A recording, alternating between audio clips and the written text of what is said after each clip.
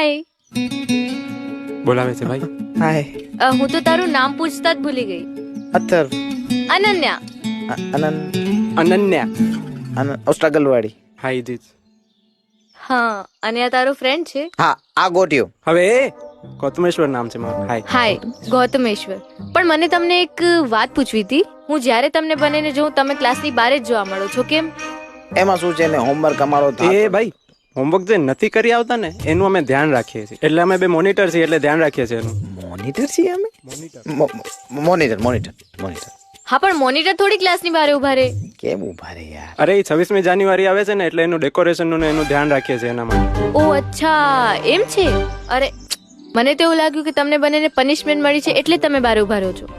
એક વાત પૂછવી હતી, મારી સાથે ચાય પીવા આવીશ? ચાય? છોકરી હોય ને એને કોફી નું પૂછે. રૂપિયા નથી યાર, એટલે ચાય પીવા. ડેટ? ડેટ તો 24/12/2022 હશે આજે. ડેટ નું પૂછે છે.